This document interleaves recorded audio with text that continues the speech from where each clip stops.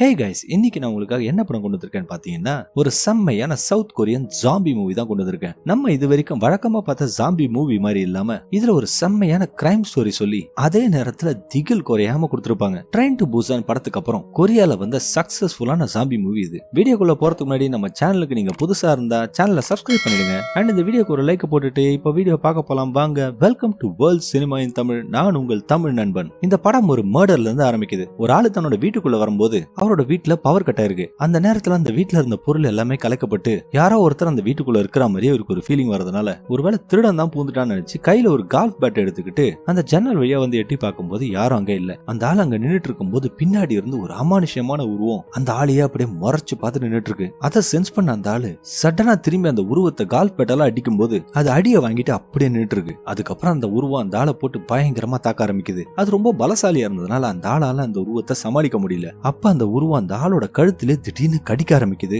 அந்த நேரத்துல அந்த ஆளுக்கு உடம்பு முழுக்க அப்படியே கொப்பளமா வருது. அந்த ஆளும் கீழே விழுந்து அந்த இடத்துல இறந்து போயிடுறாரு. ஆனா அந்த கொலை பண்ண உருவம் அங்க இருந்து கிளம்பாம அங்க அப்படியே நின்னுட்டு இருக்கும் போது அதோட உடம்பு கொஞ்சம் கொஞ்சமா அழுகி அப்படியே கொட்ட ஆரம்பிக்குது. அதுவும் அந்த இறந்து போன ஆள் பக்கத்திலே அப்படியே கீழே உட்காந்துருது. உடனே இந்த கொலையை பத்தி போலீஸுக்கு தகவல் கிடைச்ச உடனே அவங்களும் தங்களோட விசாரணையை ஆரம்பிக்கிறாங்க. அவங்களோட விசாரணையில அவங்களுக்கு ஒரு ஷாக்கிங்கான விஷயம் தெரிய வருது. அந்த கொலையை செஞ்ச ஆளு இறந்து போய் 1.5 மாசம் ஆகுது. அது எப்படி மறுபடியும் உயிரோட வந்து இந்த ஆளை கொன்னுச்சுன்றத நினைச்சு போலீஸுக்கு ஒரு புரியாத புதிராவே இருக்கு. அடுத்த சீன்ல ஒரு ஜேர்னலிஸ்ட் ஜின் ஹி அப்படிங்கிறவங்கள ஒரு ரேடியோ ஸ்டேஷன்ல இன்டர்வியூ எடுத்துட்டு இருக்கும்போது அவங்களுக்கு ஒரு மர்மமான நபர்கிட்ட இருந்து கால் வருது. அந்த கால்ல அவரு அந்த கொலையை தான் செஞ்சதாகவும் அடுத்த நாள் காலையில 2:30 மணிக்கு ஒரு குறிப்பிட்ட இடத்துல தான் ஒரு லைவ் இன்டர்வியூ ஜீன் ஹீக்கு கொடுக்கறதாகவும் சொல்றான். இத பத்தி கேள்விப்பட்ட அந்த போலீஸும் இந்த வாய்ப்பை தவற விடக்கூடாதுன்றதுக்காக ஜீன் ஹீயோட உதவியை நாடுறாங்க. சாங் ஜூங்கிறவர் தான் இந்த இன்வெஸ்டிகேஷனை லீட் பண்றாரு. அவரு ஜீன் ஹீயோட பாய் ஃப்ரெண்ட். போலீஸும் அந்த இன்டர்வியூக்காக எல்லா விஷயத்தையும் தயார் பண்ணிட்டு அந்த போன் பண்ணவனை அரெஸ்ட் பண்றதுக்காக ஒரு படையே தயார் பண்ணி வச்சிருக்காங்க.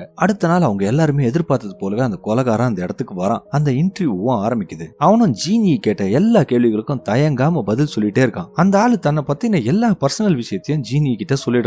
அது மட்டும் இல்லாம இறந்து போன பிணங்கள் எல்லாம் அவன் மந்திர சக்தியை பயன்படுத்தி உயிர் பெற வச்சு அவன் நினைச்சவங்கள கொலை செய்யற வேலையை அவன் பார்த்துட்டு இருக்கான்னு சொல்றான். அந்த கொலையை அவன் தான் செஞ்சான்னு சொல்லிட்டு இருக்கும்போது அதை ஜீனி நம்புறதுக்கு மறுத்துடுறாங்க. அந்த ஆள் அதுக்கு இந்த இன்டர்வியூ அவன் கொடுக்கறதுக்கு காரணமே சில பேருக்கு ஒரு எச்சரிக்கை கொடுக்கறதுக்காக தான் அப்படின்னு சொல்லிக்கிட்டு அடுத்த 3 நாட்கள்ல இன்னும் 3 கொலைகளை அவன் பண்ண போறதாகவும் அவன் யாரை எப்போ எங்க கொலை பண்ண போறான்ற எல்லா டீட்டெயிலையும் அவன் சொல்றான். அவன் கொல்ல போறவங்க யாருன்னு சொல்றான்னா CHE பார்மசூட்டிகல்ஸ் அப்படின்ற ஒரு மெடிக்கல் கம்பெனியோட டைரக்டர், எக்ஸிகியூட்டிவ் டைரக்டர், அப்புறம் அந்த சேர்மன், அவங்க எல்லாரையும் கொல்ல போறதா சொல்றான். இந்த கொலைகள்லாம் தடுக்கணும்னா ஒரே வழி இருக்குன்னு அவன் சொல்லிக்கிட்டு அந்த கம்பெனியோட சேர்மன் அவர் செஞ்ச எல்லா குற்றங்களுக்கும் பகிரங்கமா மீடியால மன்னிப்பு கேட்கணும். அதையும் ஜீனி லைவா ரெக்கார்ட் பண்ணி இந்த நாட்டு மக்களுக்கு போட்டு காட்டணும்னு சொல்லிட்டு இருக்கான். அப்படி அவங்க என்னதான் குத்தம் செஞ்சாங்க நம்ம பொறுத்து தான் பார்க்கணும். அவன் பேசிக்கிட்டே திடீர்னு அவன் பாக்கெட்ல இருந்து ஒரு கத்தி எடுத்து ஜீனியே ஹாஸ்டேஜா பிடிச்சிடறான். அவனை அவங்கள பிணைய கைதியா வச்சு அந்த இடத்துல இருந்து எப்படியாவது தப்பிக்கலாம்னு சொல்லிட்டு அந்த பில்டிங்கோட லாபிக்கு வந்திருக்கும் போது ஜீனி அவனோட கையில ஒரு வித்தியாசமான மார்க் உருவாகிறத பாக்குறாங்க. சடனா அந்த ஆளை நம்ம முன்னாடி சீன்ல பார்த்த அதே உருவத்தை போலவே கொஞ்சம் கொஞ்சமா அவனோட உடம்பு அழுகி போய் அவன் அங்கேயே உட்காந்துடுறான். அப்புறம் தான் தெரியுது அவனும் ஒரு இறந்து போன பாடின்னு. யார் இந்த மாதிரி வேலையெல்லாம் செஞ்சுட்டு இருக்காங்க, எதுக்கு அவங்க ஒரு குறிப்பிட்ட பார்மசூட்டிக்கல் கம்பெனியை டார்கெட் பண்றாங்க? இந்த எல்லா கேள்விகளுக்கும் விடை கண்டுபிடிக்கிறதுக்காக அந்த போனத்தோட உடம்புல இருந்து கிடைச்ச தடயத்தை வச்சு அதுங்க மேல ஏவப்பட்ட அந்த மந்திர வார்த்தைகளை கண்டுபிடிக்கிறாங்க. இந்த மந்திர வார்த்தைகள் எல்லாமே இந்தோனேஷியால இருந்து உருவாக்கப்பட்டதும் இறந்த அந்த பிணங்களோட சாம்பலை வச்சு அந்த மந்திரத்தை செய்யற மந்திரவாதியோட ரத்தத்தை கலந்து அவங்க நினைச்ச எல்லா விஷயத்தையும் அந்த பிணங்களை செய்ய வைக்கலாம்னு சொல்லி இவங்க கண்டுபிடிக்கிறாங்க. சாங் ஜூன் அந்த பார்மசூட்டிக்கல் கம்பெனில இருந்து தன்னோட இன்வெஸ்டிகேஷன் ஆரம்பிக்கிறாரு. அவருக்கு குறிப்பா இந்த கொலைகாரன் இந்த கம்பெனியோட சேர்மன் மேல ஏன் கொலை மிரட்டல் விடுத்திருக்கான்னு சொல்லி ஒரு பெரிய சந்தேகம் உருவாகுது. அந்த கம்பெனியோட சேர்மன் இப்ப வயசாகி ரிட்டையர் ஆயிட்டதுனால அவரோட மகள் மீ யாங் அப்படிங்கிறவங்க தான் இப்ப அந்த கம்பெனியோட சேர்மனா இருக்காங்க. எப்படிதான் இருந்தாலும் அவரோட விசாரணையில எந்த விதமான குழுவும் அவருக்கு கிடைக்கல. ஆனா கொலை செய்யப்பட்ட அந்த ஆளு அந்த கம்பெனில ஒரு ரிசர்ச் லேப் அசிஸ்டண்டா இருந்திருக்கான். அது மட்டும் தான் இப்போதைக்கு அவர் கிடைச்ச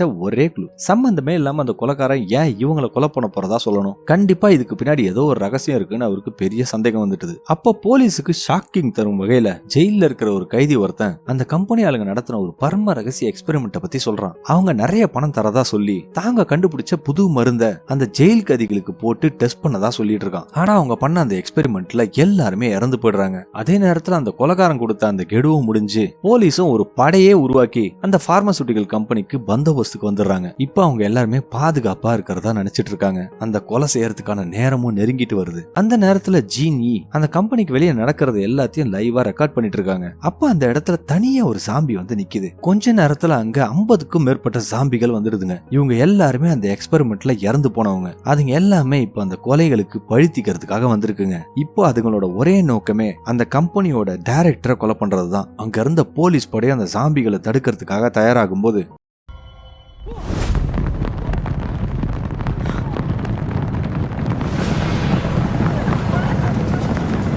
திடீர்னு அந்த சாம்பிங்க அந்த போலீஸ் படையை நோக்கி வேகமா ஓடி வருதுங்க. அதுங்களோட நோக்கம் அந்த டைரக்டர் மட்டும் கொல்றதுனால மத்த யாரையும் அதுங்க ஒன்னும் செய்யாம அந்த பில்டிங் குள்ள நுழையுதுங்க. இது எல்லாத்தையும் மாடியில இருந்து பாத்துட்டு இருக்க அந்த டைரக்டர் கதி கலங்கி போய் உயிருக்காக பயந்துட்டு இருக்காரு. அந்த போலீஸும் வேற வழி இல்லாம அந்த எல்லா சாம்பியும் சுடும்போது அந்த தோட்டாக்கள் அதுங்களை ஒண்ணுமே செய்யல. அதுங்களும் அந்த தோட்டா மழையெல்லாம் தாண்டி வேகமா ஓடி வந்துட்டு இருக்குங்க. போலீஸால இப்ப எதுவுமே செய்ய முடியல. அவங்களால இப்ப அந்த பில்டிங்கோட லைட் எல்லாம் ஆஃப் பண்ணிட்டு அந்த கம்பெனியோட டைரக்டரை சேஃபா அந்த பில்டிங்ல இருந்து வெளியே கொண்டு போறதுக்கு தான் முடியுது. அந்த லிஃப்ட் கதவு மெதுவா மூடும் போது அங்க வந்த சில ஜாம்பிஸ் அவங்கள அப்படியே முறைச்சு பாத்துட்டு இருக்குங்க. அந்த ஆள் இப்ப லிஃப்ட்ல தப்பிச்சு கீழே போறதுனால அந்த ஜாம்பிங்களும் ஒண்ணா அந்த படிக்கட்டு மேல இருந்து கீழே விழுதுங்க. கீழே போறதுக்கு இதுதான் ஒரே ஒரு வேகமான வழி போல இருக்கு. அதுங்களுக்கு அந்த கீழே விழுந்த இம்பாக்ட்னால ஒண்ணுமே ஆகல. மறுபடியும் எழுந்து அந்த டைரக்டரை நோக்கி ஓட ஆரம்பிக்குதுங்க. அந்த நேரத்துல ஒரே ஒரு ஜாம்பி மட்டும் அவங்கள பிடிச்சு தாக்கிட்டு இருக்கும்போது அதிர்ஷ்டவசமா ஜீனி ஒரு கார்ல வந்து அந்த ஜாம்பியை இடிச்சு தள்ளிட்டு அவங்க தப்பிக்கிறதுக்கே ஹெல்ப் பண்றாங்க. ஆனா அந்த ஜாம்பிஸ் அவரை விடுற மாதிரி தெரியல.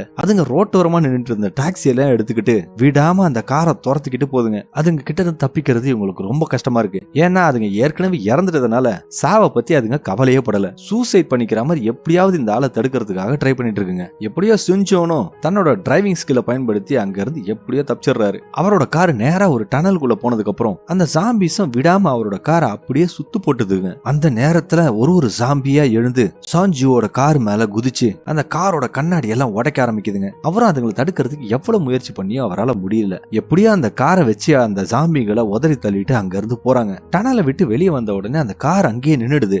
ஏன்னா அந்த காரை ஓட்டின டிரைவர் இப்போ ஒரு சாம்பி கிட்ட கடி வாங்கிட்டு கஷ்டப்பட்டு இருக்காரு. அப்போ அங்க வந்த சாம்பிஸ் அந்த காரை அப்படியே சுத்தி நின்னு அந்த கொலகாரனோட பிளான் படி அந்த டைரக்டரை மட்டும் தான் கொல்லணும்ன்றதுனால அந்த டைரக்டர் அப்படியே உயிரோட அந்த சாம்பிங்க அந்த காருக்குள்ள இருந்து இழுத்துட்டு போதுங்க. வெளியே கூட்டிட்டு போய் அவரை அதுங்களோட வெறும் கைகளாலேயே அவரை சரமரியா குத்தி கொல்லுதுங்க. அவர் இறந்த உடனே அந்த ஜாம்பிங்க மெதுவா அந்த கார்ல இருந்த எக்ஸிகியூட்டிவ் டைரக்டரை பார்த்து நாளைக்கு நீ சாக போறன்னு சொல்லுதுங்க. சொல்லிட்டு அந்த ஜாம்பிங்க ஒன்னா மெதுவா உதிர்ந்து போய் அப்படியே கீழே விழுந்துருதுங்க. அதுங்க கிட்ட சண்டை போடும் போது சாஞ்சுக்கு கையில ஒரு அடிபட்டு அந்த இடம் அப்படியே கொஞ்சம் கொஞ்சமா இன்ஃபெக்ஷன் ஆயிட்டு வருது. ஆனா அந்த காயத்தால அவருக்கு பெரிய பாதிப்பு இல்லாததுனால ஜீனி அவரை ஹாஸ்பிட்டல் அட்மிட் பண்ணி ட்ரீட்மெண்ட் கொடுக்க ஆரம்பிச்சிடறாங்க. இந்த துயரமான சம்பவத்துக்கு அப்புறம் அந்த எக்ஸிகியூட்டிவ் டைரக்டர் தன்னோட சேர்மன் கிட்ட போய் இந்த கொலைகளை ஸ்டாப் பண்ணணும்னா நீங்க மன்னிப்பு கேட்டே ஆகணும்னு சொல்லி கேட்கும்போது அந்த சேர்மன் தன்னோட கம்பெனியோட எதிர்காலத்தை நினைச்சு மன்னிப்பெல்லாம் கேட்க முடியாதுன்னு சொல்லிடுறாரு. ஆனா அவர் ரொம்ப வற்புறுத்துறதுனால தன்னோட மக மின்யாங் கிட்ட டிஸ்கஸ் பண்ணிட்டு அவர் எதுவா இருந்தாலும் சொல்றான்னு சொல்லிடுறாரு. அவர் அந்த வீட்டை விட்டு கிளம்பும் போது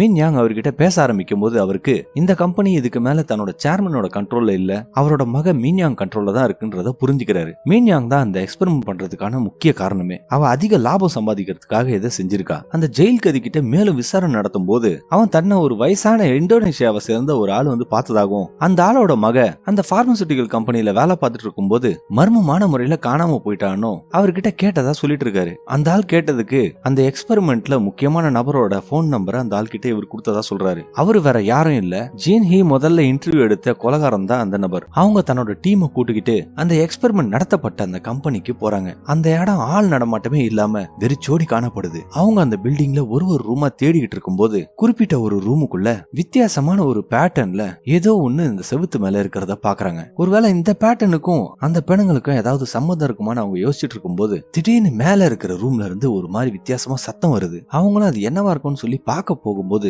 ஜீன் ஹிக்கு யாரோ ஃபாலோ பண்ணிட்டு இருக்க மாதிரி ஒரு ஃபீலிங் வருது. அப்போ திடீர்னு அவங்கள சில ஜாம்பிகள் வந்து தாக்க ஆரம்பிக்குது. அவங்களும் அங்க இருந்து தப்பிக்கலாம் நினைக்கும் போது ஒரு ஜாம்பி ஜீனியோட அசிஸ்டன்ட தூக்கி செவுத்துலயே அடிக்குது. இன்னொரு ஜாம்பி ஜீனியோட கழுத்து கழுத்தை பிடிச்சி நெரிச்சிட்டு இருக்கும் போது யாரோ ஒருத்தவங்க வந்து அந்த ஜாம்பியை அடிச்சு ஜீனிய காப்பாத்துறாங்க. அது யாருடான்னு பார்த்தா ஜீனியோட தங்கச்சி சோஜின் தான் வந்து காப்பாத்திருக்கா. யார் இந்த சோஜின் நம்ம நினைச்சிட்டு இருக்கும் போது அந்த இந்தோனேஷியாக்கார மாதிரியே சோஜின்னு மந்திரங்கள்லாம் செய்யற ஒரு மந்திரவாதி. அவளுக்கும் பேய் ஓட்டுறதுலயும் அமானுஷமான விஷயங்கள் கூட சண்டை போடுறதும் தான் வேலையே. அவ இதுக்காகவே ஜப்பான்ல போய் ட்ரைனிங் எல்லாம் எடுத்துட்டு வந்திருக்கா. ஆனா அவளுக்கு அந்த இடத்துல எந்த பலனும் கிடைக்காததுனால அவ கடைசியா சைனாக்கு போய் அந்த தீய சக்தி எல்லாம் எப்படி கண்ட்ரோல் பண்றதுன்றதுல ஒரு மாஸ்டர் ஆயிடுறா. அந்த நேரத்துல தன்னோட அக்காவுக்கு பிரச்சனை இருக்குன்னு அவளுக்கு தெரியும் போதுதான் அவ வந்து அவளோட அக்காவை காப்பாத்திருக்கா. சோஜின் அந்த ஜாம்பியோட கண்ணத்தை புடிச்சிட்டு இருக்கும் போது அந்த ஜாம்பியோட உடம்பு தானா முறுக்கிக்கிட்டு அப்படியே ஒரு கயிறு மாதிரி ஆழி அங்கேயே அது இறந்து போயிடுது. அவளும் அவங்க எல்லாரையும் காப்பாத்திட்டு ஒரு லேபுக்குள்ள போய் ஒளிஞ்சுக்கிறாங்க.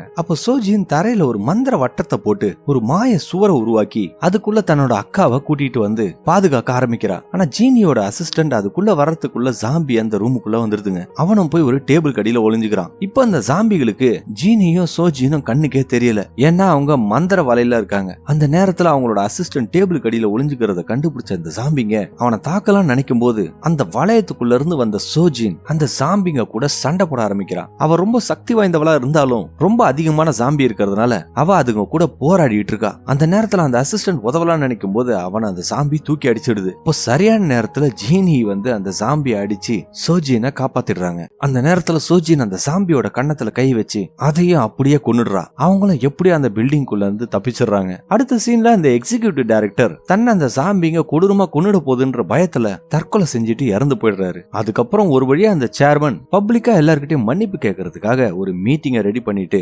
மன்னிப்பும் கேட்க ஆரம்பிக்கிறாரு. ஆனா அவர் மன்னிப்பு கேட்கும் போது அது ஒன்னும் சின்சியராவே தெரியல. ஏதோ கடமைக்கு மன்னிப்பு கேட்கற மாதிரி கேட்டுட்டு இருக்கும் போது இந்த மன்னிப்பு இந்த கொலைகள்லாம் நிறுத்தாது, அந்த கொலைகாரனை இன்னும் கோவம் தான் படுத்தும்னு சொல்லி ஜீனி சொல்றாங்க. அதே நேரத்தில் அந்த எக்ஸ்பெரிமெண்ட்ல இறந்து போனவங்களோட லிஸ்ட விசாரிச்சுட்டு இருந்த அந்த போலீஸ் ஆபீசர் அந்த இந்தோனேஷிய மந்திரவாதியோட பொண்ணோட பேரை கண்டுபிடிச்சிடுறாரு. உடனே அவர் அந்த பொண்ணோட டீடைல்ஸை ஜீனிக்கு போன்ல அனுப்பிச்சிடுறாரு. அவங்க அந்த மெசேஜை பார்த்து அப்படியே ஷாக் ஆயிடுறாங்க. ஏன்னா அந்த பொண்ணு வேற யாரும் இல்ல, ஜீனியோட சொந்த கேமரா அசிஸ்டன்ட் தான் அந்த பொண்ணு. இந்த பொண்ணு சில நாட்களுக்கு முன்னாடி தான் ஜீனி இன்டர்வியூ பண்ணி வேலைக்கு வச்சிருக்காங்க. அதே நேரத்துல போலீஸும் அந்த மந்திரவாதி இருக்கிற இடத்த கண்டுபிடிச்சிடுறாங்க. ஆனா அவன் ரொம்ப சக்தி வாய்ந்தவனா இருக்கான். அவன் தான் தன்னோட சொந்த மகளையே அனுப்பிச்சு இந்த இன்வெஸ்டிகேஷனை கூடவே இருந்து பார்க்க வச்சிருக்கான். அந்த சேர்மன் ஸ்டேஜ்ல மனசார மன்னிப்பு கேட்காததை கேட்டுட்டு இருந்த அந்த மந்திரவாதி செம்ம கடுப்பாயிடுறான். அந்த நேரத்துல அந்த ஸ்டுடியோல இருந்த எல்லா லைட்டுமே மினுக்க ஆரம்பிக்குது. அந்த நேரத்துல அந்த மந்திரவாதியோட பொண்ணு ஜீன்ஹிய தள்ளி விட்டுட்டு அந்த சேர்மனை கொல்றதுக்காக அங்க இருந்த கார்ட்ஸ் எல்லாரையும் அடிச்சு போட்டுட்டு இருக்கா. மீயானும் அவங்க அப்பாவை கூட்டிட்டு அந்த இடத்தை விட்டு எஸ்கேப் ஆக ஆரம்பிக்கிறான். ஆனா அந்த சேர்மன் எப்படியும் அந்த பொண்ணு கிட்ட மாட்டிக்கிறான். அவ அந்த சேர்மனை கொல்லலான்னு கையை நீட்டும் போது கொஞ்சம் கொஞ்சமா அவளோட உடம்பெல்லாம் உதிர்ந்து அப்படியே சிலையாக ஆரம்பிக்கிறான். என்னடா நடக்குது நம்ம பார்த்துட்டு இருக்கும் போது அந்த மந்திரவாதியோட தலையில சோஜின் கையை வச்சு அவனோட மந்திர சக்தி கூட போராடிட்டு இருக்கா. முக்கியமான அந்த தருணத்துல சோஜின் அந்த மந்திரவாதியோட மந்திரத்தை தடுத்து நிறுத்திடுறா. அப்ப அந்த மந்திரவாதி அந்த எக்ஸ்பெரிமெண்ட்ல இறந்து போன தன்னோட மகளை நினைச்சு கண்ணீர் சிந்த ஆரம்பிக்கிறான். கடைசியில அவ அந்த சேர்மனை கொல்லவும் முடியல, நடந்த அந்த அநியாயத்துக்கு அந்த கம்பெனி கிட்ட இருந்து ஒரு மன்னிப்பும் வாங்க முடியல. அந்த நேரத்துல மீயான் உள்ள வந்து அவ இறந்து போன அந்த பொண்ணோட ஒரு விரலை உடைச்சி அதை வச்சு தன்னோட அப்பாவோட கண்ணத்துல ஒரு கீரலை போடுறா. அந்த ஆளுக்கு இப்போ உடம்பெல்லாம் கொப்பளமாகி அது அப்படியே அந்த ஆளோட உடம்பு பூரா பரவிடுது. போலீஸும் அந்த இடத்துக்கு வரும்போது மீயாங் அவங்க அப்பாவை பார்த்து அழற மாதிரி நடிச்சிட்டு இருக்கா. அப்பதான் ஒரு ஷாக்கிங்கான இன்ஃபர்மேஷன் அந்த போலீஸ்காரர் சொல்றாரு. அந்த சேர்மனோட இன்டர்வியூக்கு முன்னாடி அவர் சட்ட மேல ஒரு கேமராவை செட் பண்ணிருக்காங்க. இது வரைக்கும் நடந்த எல்லா விஷயமும் லைவா இன்டர்நெட்ல பிராட்காஸ்ட் ஆயிருக்கு. அவ அந்த வீடியோவை பார்த்து அப்படியே ஷாக் ஆயிடுறா. ஜூனியும் அவளோட ரியாக்ஷன் அப்படியே படம் பிடிச்சிட்டு இருக்காங்க. போலீஸும் மீயாங்க அரெஸ்ட் பண்ணிடுறாங்க. ஒரு வழியா அந்த கொடூரத்தை செஞ்சு அந்த 3 பேரையும் அந்த மந்திரவாதி எப்படியோ பழி வாங்கிடுறான். அதோட படத்தையும் முடிக்கிறாங்க. ஓகே ஃப்ரெண்ட்ஸ், இந்த படம் உங்களுக்கு பிடிச்சிருக்கோம் நான் நம்புறேன். நீங்க நம்ம சேனலுக்கு புதுசா இருந்தா நம்ம சேனலை சப்ஸ்கிரைப் பண்ணுங்க. இந்த வீடியோ பிடிச்சிருந்தா லைக் பண்ணி உங்க ஃப்ரெண்ட்ஸ் கூட ஷேர் பண்ணுங்க. அண்ட் மீண்டும் இன்னொரு சூப்பரான வீடியோவோட உங்களை கூடிய விரைவில் சந்திக்கிறேன். அதுவரை உங்களிடமிருந்து விடைபெறுவது உங்கள் தமிழ் நண்பன். இது உங்கள் வேர்ல்ட் சினிமா இன் தமிழ். நன்றி, வணக்கம்.